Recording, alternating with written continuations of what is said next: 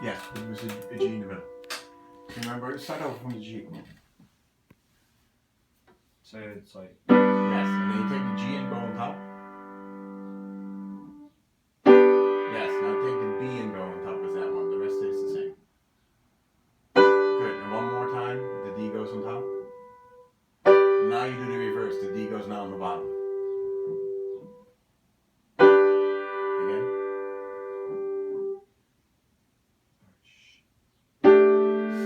That's okay. One more time. Good, now do the same thing, but only use your right hand. Okay. And it might be easier to do 1, 3, and 5 finger. In the end, in the beginning, it might be not as comfortable. If you're not that comfortable, then bring your wrist up till the straight.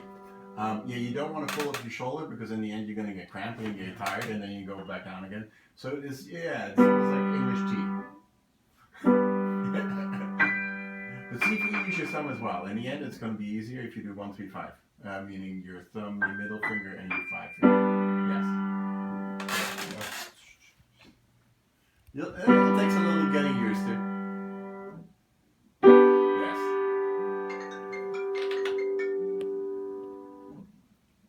One in the middle? Sorry, it's a G in the middle. Yes. I was like that, Yes. right? So then I hop over here and bring it. Yes.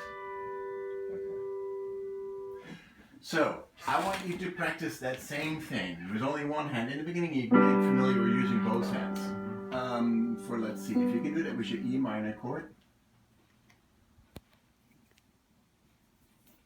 The A, the G. I'm picking these chords very specifically. And then the B minor. And let me show you why in the end. If you go back to that whole instrumental.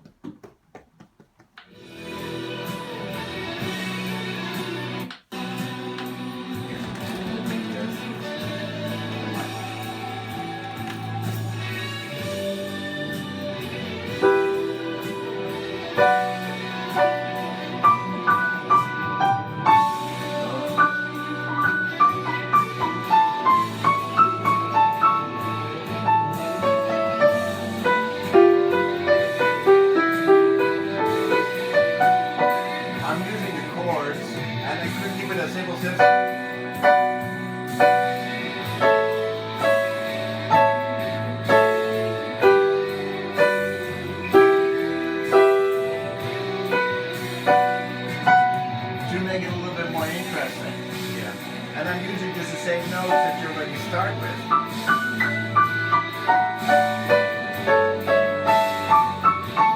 Oh, now C minor.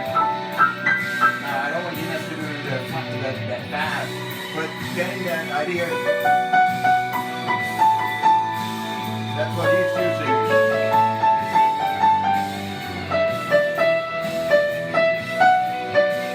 You hear that? That is your melody, just those chords.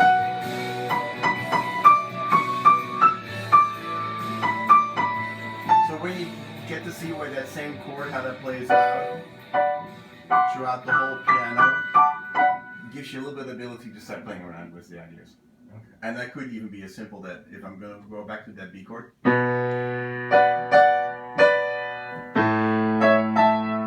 I'm just playing the bottom note in octaves, but it's the same chord.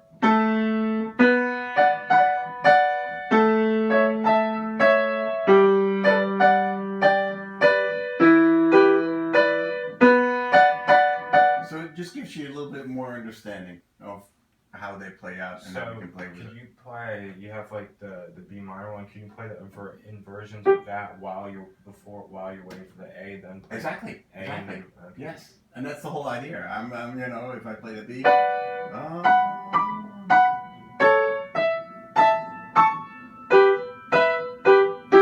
That's exactly what I'm doing. Okay. It just makes it more interesting. Yeah. Okay. So if you can practice that. Those chords, particularly because it will be fun to play it over exactly that ending. It's so repetitive. Yeah. It will give you something to play with. Okay, cool. Okay? Yeah.